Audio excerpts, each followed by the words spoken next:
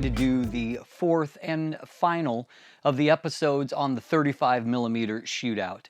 Previous to this, in our episode 1, we've taken a look at the flare resistance of each one of these lenses. In our second episode, we took a look at the resolution and overall image quality.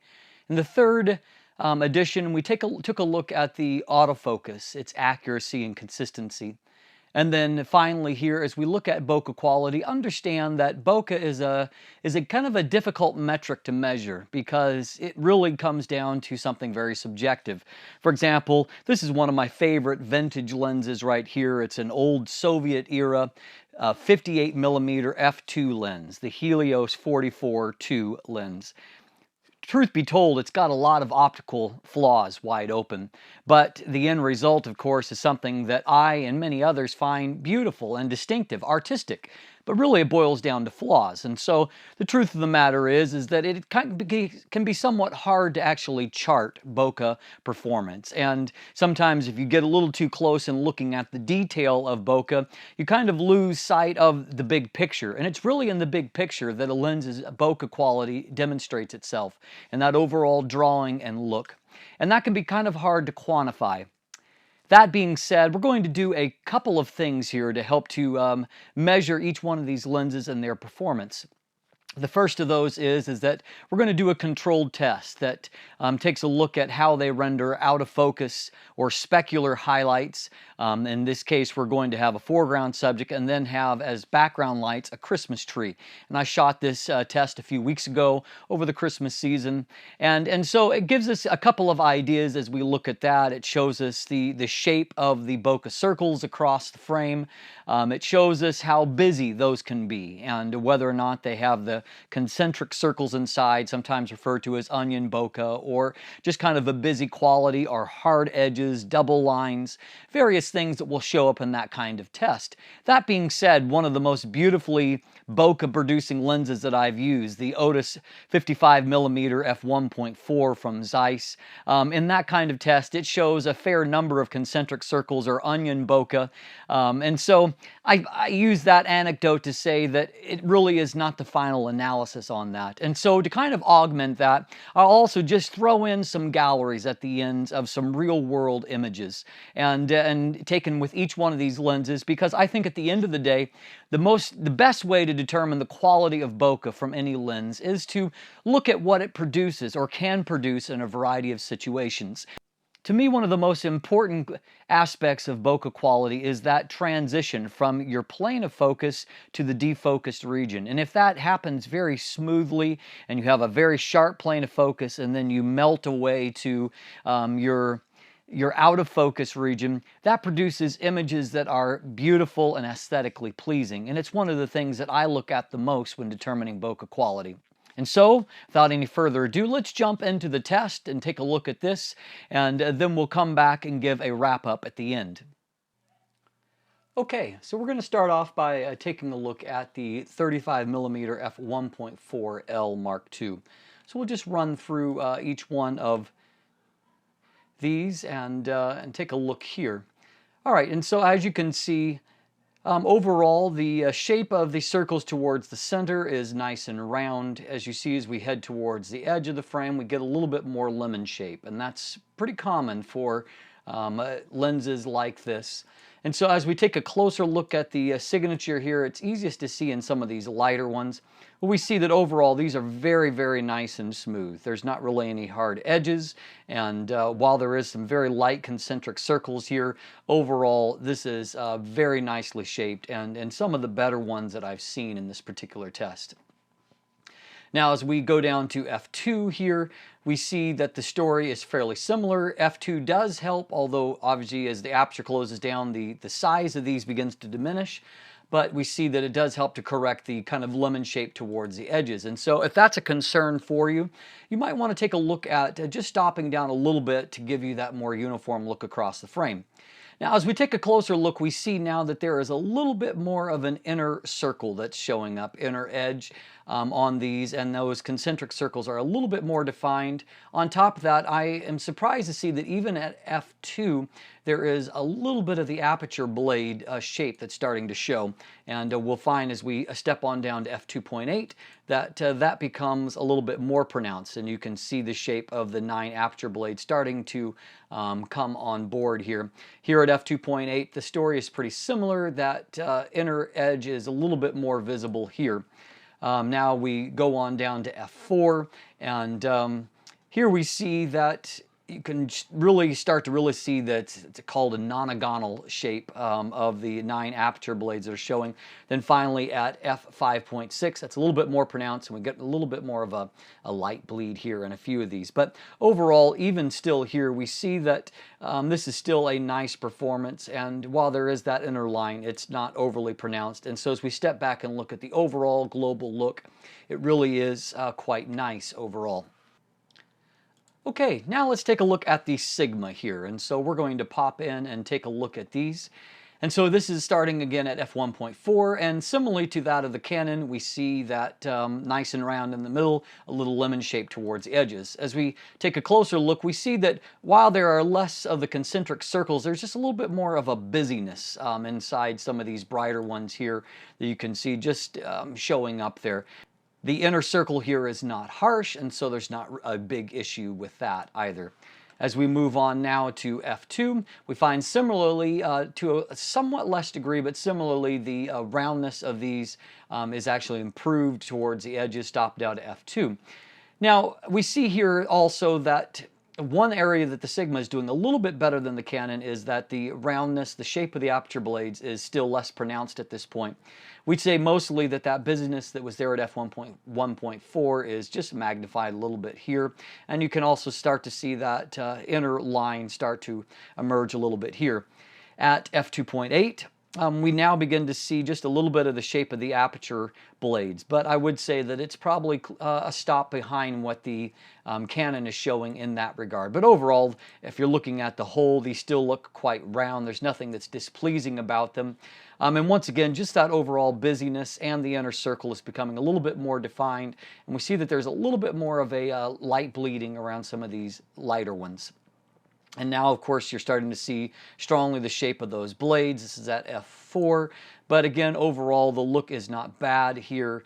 And then at f5.6, I would say overall, the look is not quite as good as that of the Canon, but at the same time, they're not highly dissimilar. In fact, it's interesting to take a look when we compare side by side that of the Canon and the Sigma. We'll zoom on into that image and compare these side by side. And so as you can see here, they really have quite a similar look. The Canons are a little bit softer, wide open. The Sigma has just a little bit more busyness inside of there. And as we move off towards the edge, they're quite similar in the sense that of the lemon shape, it's just a slight bit more pronounced here with the Sigma. You see particularly here towards this edge, that gradation towards the more lemon shape happens a little bit more quickly with the Sigma. Even this is losing its roundness, while this is still nice and round on the Canon, and so on in this area here too as well. Now we have the Canon on the left and the Sigma on the right. This is at f2, and we can see here that really the overall look is probably even a bit more similar in some ways. The concentric circles are showing up some there on the Canon, but over here we see a little bit more busyness in the Sigma's performance. And out towards the edge, the Canon is keeping a little bit more round. The Sigma is still a little bit more oval in shape. And between the two, I would say that the inner circle, this line around the inner of each one of these is roughly similar. Okay, now let's take a look at the Canon 35mm f2 IS. We'll jump in. Now, of course, the Canon doesn't have quite as wide an aperture, so it stops a full stop behind that of the Canon and the Sigma f1.4 lenses. But we're going to see here that overall the Canon does a nice job. I would say that the concentric circles are a little bit more defined here compared to that of the 35 f1.4 M1.4 LIS Mark II. And overall, however, it's not quite as strongly lemon-shaped towards the edges either. And that inner circle is there, but it's not harsh here. And so I found in real-life experience that this lens does produce very nice bokeh quality. Now we look at it at f2.8 and we can see that once again it has a kind of a similar effect of keeping things more round out towards the edge of the frame. The Canon here has 8 blades rather than 9 like the others, and so we're starting to see just a hint of the blade shape, but overall the performance here is roughly similar. Nothing's getting ugly here.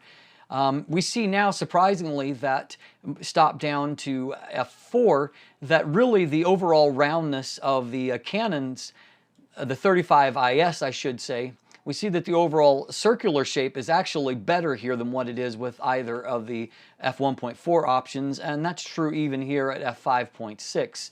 And so it does a better job overall, I would say, of keeping the overall shape of the aperture blades nice and round. And so this really is a nice performance overall, even though, as you can see, it doesn't produce quite as much bokeh because of the smaller aperture. Let's compare the 35 f2 IS here on the left with the 35 f1.4L Mark II here on the right. And so these are both at f2. So I want you to note a couple of things. One thing that's interesting to me is, although that the distance is similar away as far as the sensor goes, because the 35 f1.4L Mark II is a longer lens, it means that its elements are closer, and so it actually produces a little bit more larger bokeh circles here, and so that's something that I found interesting, even though they're at the same aperture. So as we compare these side by side, you can see that there's a little bit more busyness in the f2 IS compared to the f1.4L Mark II, and so I thought I could see that also in our test where we looked at resolution in episode 2, that just the out of focus was a little bit smoother on the f1.4L Mark II. And we see also here now, because the Canon f1.4 has the advantage of being stopped down a bit, that it has more circular shape towards the edges of the frame. Overall, the fact that it shows a better performance here, in my estimation, is a big deal, because this 35 IS has had some of the best overall bokeh quality of any of the 35mm lenses prior to this. Our final competitor here is the Tamron 45mm f1.4. So as we could see in some of our previous tests, that 10mm makes a bigger difference than what you might think in terms of its magnification of the subject. And so as we can see as we zoom in here, this is going to produce the biggest bokeh circles, and of course the frame is there's much less in the frame by comparison, because this was set up at the same distance. So number one, you can see that there is more busyness within these bokeh circles than with any of the other competitors to this point. Towards the very edge of the frame, we see some of those lemon shapes that are starting to manifest themselves.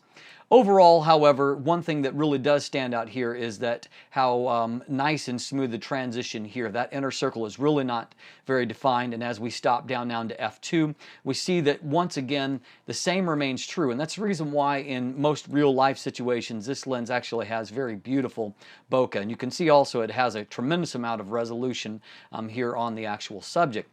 Stopping down to f2.8, we see that now the circular highlights they're nice and round all across the frame. That busyness becomes a little bit more pronounced. Let's just step back for a moment and you can see that it is visible even without going into a pixel level here. That being said, we still see that that inner line is still very undefined and so nice and smooth in its transition. That inner line is starting to show up a little bit more here now at f4, but we also see that the circular shape is still quite good all across the frame for the Tamron, although there is still that overall busyness in the bokeh circles that I'm not fond of. At f5.6, once again, although this also has a 9-bladed aperture, it's doing a better job of disguising the shape of those aperture blades when we compare it to some of the other competitors. And so as we look through the data that we collected, we find that each one of these lenses has a slightly distinctive quality when it comes to its bokeh signature. The Canon 35mm f1.4L Mark II really has some, what I would say is the nicest bokeh of the bunch overall. It is very, very smooth in its transition from a sharp plane of focus to its defocused region. And we could see by looking at the highlights that there really is very little to criticize. There is a very, very slight bit of concentric circles inside, and as we stopped it down, the only real objection is that it, of all the lenses, showed the shape of its aperture blades the most. But as this series of real-world images shows, it produces very lovely bokeh all around. The Sigma 35mm f1.4, it did quite well in this test as well. It was a little bit busier than the Canon 35 f1.4 in the activity within the bokeh circles, and as we could see, it also was more likely to deform them towards the lemon shape towards the edges of the frame. In real-world use, the Sigma has good, if not exceptional, bokeh. And I would say that compared to the Canon, it just really isn't quite as smooth in that transition zone going from focus to defocus. But at the end of the day, I doubt that you'll find too much objectional about its bokeh quality either. The Canon 35mm f2 IS, it has shown itself to be quite good in this area in real-world use. In our test, we saw that it had just a slight bit more activity than the f1.4 lenses inside the bokeh circle, or at least compared to the 35L Mark II, but it also did a better job of retaining a circular aperture shape as it was stopped down. And so overall, this is a nice performance as the real-world results show. The Tamron, in a sense, reminded me a bit of the Zeiss Otis in that it showed a little bit more of the concentric circles, and of course the fact that its bokeh is the most pronounced in this test, it means that they're more magnified and there's a little bit more to criticize as you look at. But although there is some busyness and some concentric circles in the frames, one thing that I certainly noticed is that that inner line is not pronounced at all, and so there is a nice fall off, and that shows off in real-world use. The Tamron also did a good job of retaining a circular shape of its aperture even when it was stopped down. Overall, all of these lenses are capable of producing some nice real-world bokeh, but perhaps as you compare them side by side, there is one lens that has caught your eye that you like a little bit more than the others. And I hope that that helps, just one more metric to be able to evaluate which one of these lenses is the best option for you. I'm Dustin Abbott, and I hope that you've enjoyed this 35mm Shootout series. Down below, I'm throwing links to the reviews for each one of these lenses, and I have both a text and a video review for each one of them. If you haven't already, please subscribe. Have a great day.